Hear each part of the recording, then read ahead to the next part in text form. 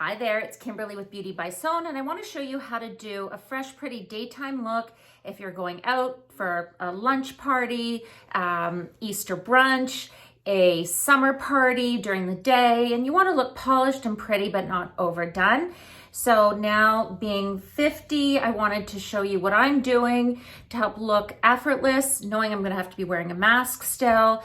I wanted to show you a few tips that I know you can use at home with already the products that you have. So hopefully you will find this video helpful. Let's get started. Okay, let's get started. Daytime fresh makeup for mature beauty. And I want to make myself look polished and pretty, but not overly done, especially with a blue sky day. So I have been using tons of lip balm lately because I think wearing a mask all the time, my lips have gotten so dry. So I love soaking my lips in a lip balm while I'm doing my makeup. Just a small amount of eye cream. I've been meeting so many people lately and telling them, use eye cream, use eye cream. And you know what? Some people say, oh, I never use eye cream, I just use face cream. I think it's also part is just hydrating and moisturizing the under eye area helps, you know, taking that time. And then I always just run a little bit of whatever is left over through my brow, not on the eyelid.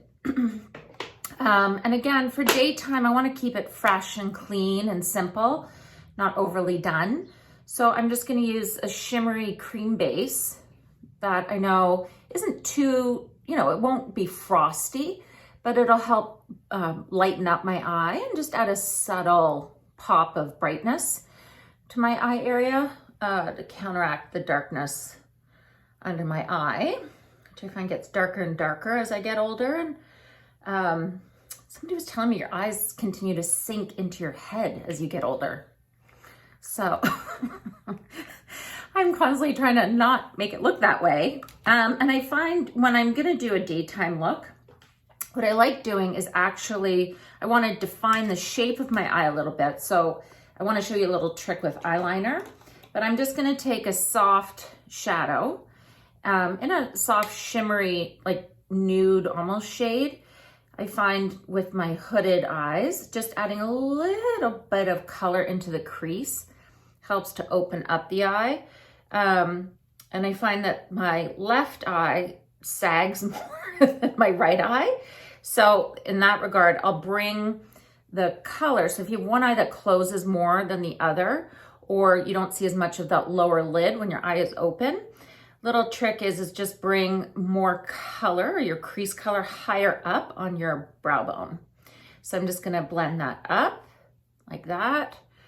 And then just keep that eyelid nude with no color. If you want to blend it a little bit more, always just have that blank brush or the brush that has no color on it just to diffuse. You can almost never overblend shadows. I find that's the biggest thing I see as a mistake is where people haven't blended. So if you're not sure if it's blended enough, it probably isn't. So go for it and blend more.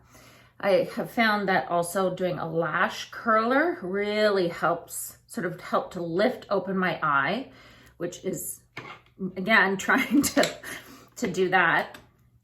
So what I wanted to show you with eyeliner is it's a tight lining and then double lining. I had fallen in love, this is a thicker, creamier eyeliner.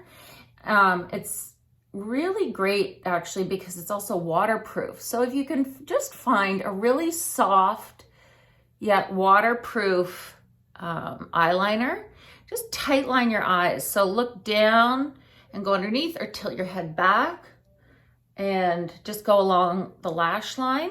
But I find just running this along the root of my lash helps to do a soft definition, and it's so easy. It just pops on and it's waterproof and it holds. So now I've been falling in love again with liquid liners or pen. Like you can get a lot of eyeliners that are almost like you're writing with a pen. So I wanted to show you again for daytime, instead of doing a smudged look, I've been creating more of just a soft, thin, crisp line. And I think the biggest trick is try to do the liner with your eyes open. And if you notice, I just pressed the liner the base of the liner along the root of the lash, just really gently. And then looking straight ahead at yourself in the mirror, just draw a line straight out to the crease and then bring it back in to meet that liner that you did. So you get the natural shape when your eye is open. And I've just grabbed a Q-tip. If you can find these really pointy Q-tips, they're awesome because then you can just take the end of the liner and sweep it out. And then that way, you know, it isn't going to go below the lower lash line because that'll just pull your eye down. And if you're not sure what shape to do, go thin at the inner corner of your eye and then go thicker at the outer corner. I've never seen an eye shape where that doesn't look good. And again, I find, you know, one eye is harder than the other. So just tilting your head back and going along the root. Sorry if you can't see this perfectly. And then again, look at yourself straight ahead in the mirror, go straight out to that where your crease is, and then come back in. And then just make sure that there's no space between the lash and the liner. So I'm just pressing, and you're gonna do mascara at the end. So you can see there's a little bump along the way. What I wanna do here again is pull the liner out with this pointy Q-tip. And then I know I've got that, you know, enhancing shape wing without it being too thick. And a little trick I wanna show you is actually, again, these little pointy Q-tips, you're gonna just clean up any liner. So if you just take a pointy Q-tip, before the liner dries, you can actually sort of shape your liner. If you find that your liner still looks smudged, go back and take your light shade. This is where I do like doing a cream base under a winged or liquid liner because the cream base is a little bit more forgiving. And I can go back over the liner with the cream base to shape the liner. You see that? So I just thinned it out. Going back over it with that thick liner, and it almost helps it, you know, again, gives it that tapered in look. So I'm gonna just add a little bit more to that other side. And this I find has been a really nice sort of soft, flattering eye look. And obviously I'm gonna go for 2-3 coats of mascara. And I will finish and do lots of mascara before I obviously take a photo. You know, if you find your lashes droop, you could curl your lashes after you've done your liner. Just make sure the liner's dry and then do the curling, because I've seen some people, they curl their lashes right after the liner and then the liner gets smushed and then you got to start all over again. So you can see my lip mask is hydrating my lips, which is awesome. And again, I've been getting actually some breakout, you know, wrinkles, breakout. I mean, why not? So with my skin, again, wanting to keep it as natural as possible during the day, I've been using this super lightweight, it's like a tint, and it has little beads in it. I love it. It's super forgiving. And you can apply it like a foundation, but it also helps to tint the skin if you get a richer shade. So it comes in a few shades. I always like to go a little bit warmer because then it's like my bronzer and tinted moisturizer all in one, but it doesn't look cakey or powdery. It's not going to settle into my fine lines, and I can diffuse it easily onto my ears, you know, to my neck, so that I get that seamless transition of color. And you can see here, just by applying it, it really is effortless. It's called Beiges Freshwater Tint. So I'll post everything if you're interested about a product. But again, I just try to show you, you know, I'm fortunate enough to have these products, but it's really about you learning the techniques. So, and feeling inspired. I'm sure you have tons of makeup already at home. So I wanted to make sure, you know, I tell you that. I never want you to think like, oh, you must have this, you must have that. It's really about the technique. So you can see as I've been talking, I've taken a little bit more of the foundation or the tinted moisturizer, or it's actually not even a tinted moisturizer, it's so sheer. And where I do want a little bit more coverage, remember stamp, I take it right under my eye to help, again, create a seamless color. And then where I do need more coverage, I'm gonna use a concealer. So a concealer on my spots, and I do like doing this after foundation. Some people put concealer on before, but I like doing it after because I find then I'll just really put on concealer where the foundation didn't cover. So a lot of times that's the redness. I find I'm getting more redness on my chin, around my nose, and then any spots. Again, I think it's from mask wearing. But again, when you're going to do that coverage, right, don't sweep. Make sure that you're stamping, stamp, stamp, stamp, and gently, like don't over stamp it, just gently buffing and making sure. And then I'm gonna let my foundation and concealer set before I look at where I need powder. But again, I wanted to show you this other tip. It's called micro powdering, which is great if you're trying to create that glow without looking cakey or too heavy for your makeup. You always want people to say, oh, wow, your skin looks amazing versus, oh, wow, look at your makeup looks awesome. So there, I've got that coverage where I need it.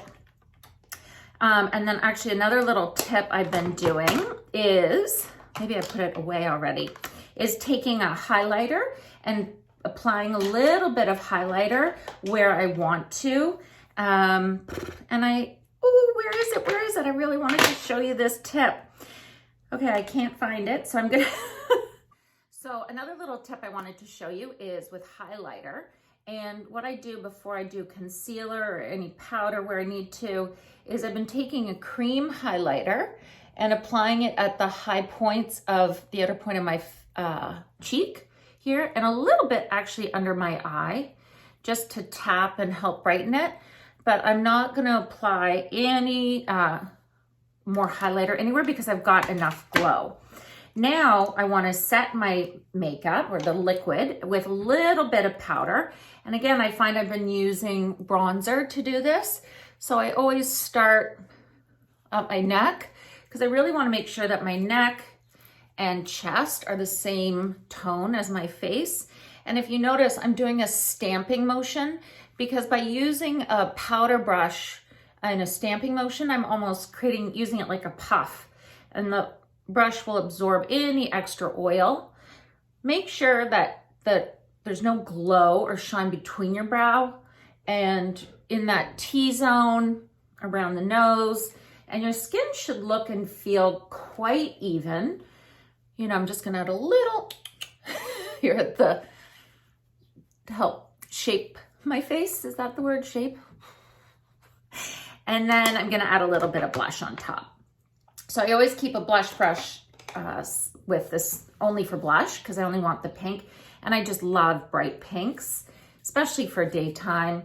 I'm gonna stamp the color on where I want it to help lift and highlight. So I don't like to bring blush in too close to my nose because that just pulls your face in. So if you wanna lift your features, keep the blush more on the outer half of the apple of your cheek and then blend it back.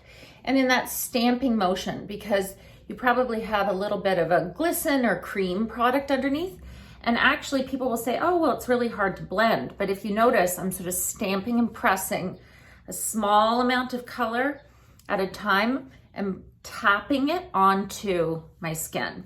So now I do need to do my brows, and brows are so important. So I'm gonna just do one quick brow, and then I'm gonna just keep my lip balm on.